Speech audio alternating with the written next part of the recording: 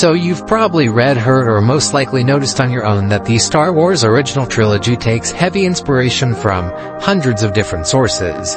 Everything from obvious influences like Japanese and especially samurai cinema and culture, some American space operas like Flash Gordon and Buck Rogers, and even to literature like the Lord of the Rings trilogy, which parallels the overarching narratives very closely.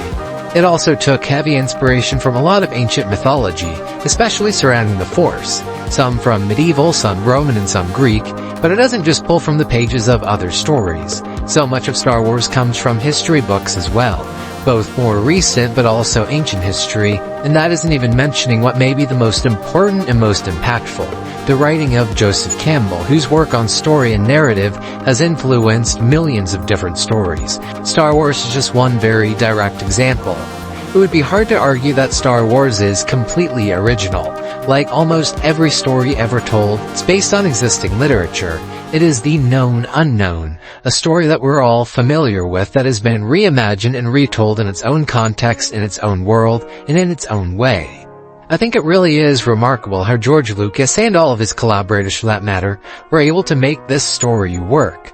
And Star Wars doesn't work despite these influences. Star Wars works because it was able to take and borrow from so many different sources to find the best way to tell its story. Now, I don't want to spend too much time addressing the prequels in this video, but I do think it's worth pointing out that these movies are a lot closer to original than the original trilogy. There are only a handful of characters from the original trilogy who appear in the prequels, but for the most part they focus on new characters, new planets, and new technology.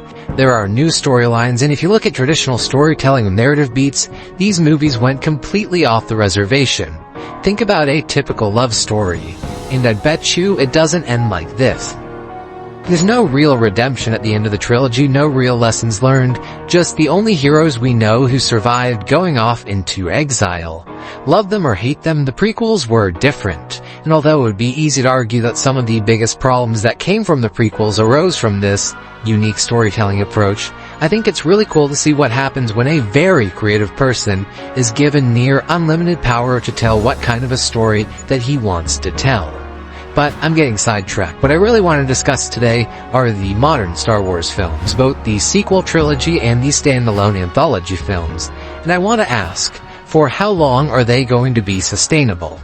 What I mean by this is that the modern films have gone back to taking heavy inspiration from others. The stories follow much more traditional plot and narrative structures and take inspiration from different sources. But this is where I see the modern Star Wars films facing a bit of a long-term problem, because their biggest inspiration is the earlier Star Wars films. After the release of The Force Awakens, the biggest complaint that I saw with the movie that people had was that it was too similar to A New Hope. But as I've discussed before, what the film did so well was create and develop unique characters to fit into the rest of the upcoming saga. The Last Jedi is a unique case because it took both direct influence from earlier Star Wars films and also indirect influence by changing what we thought we already knew. And let me just say that I don't think that this is a downside to the new Star Wars films. As I've mentioned a few times before, I think almost all, if not all four of the Disney-era Star Wars films have either been pretty good or really good. I'm not trying to diagnose a problem that is already there. Instead, I want to ask, how long can this reasonably last? How many spin-offs can be made that fit into this timeline that we already know? I've read some people say that the problem is too many films being released, that a movie a year is too much. But I don't think that's true, and I think Disney's success with Marvel proves that if done right, a movie a year can not only be successful, but that's just the start of how many can be released. Star Wars has near unlimited potential in terms of where it can go next. So far, we've seen 10 movies and a few TV series all take place within a 90-year period from the first frame to the last one. And there's nothing wrong with this. A galaxy as big as the one as there is in Star Wars, 90 years is plenty of time to tell new stories, create new characters, and go into a direction that we've never seen before. But so far, that hasn't happened. The series has stuck to what we already know. In order to unlock the true potential of Star Wars, it's going to have to pull influence from the entire galaxy, not just the Star Wars films that preceded it.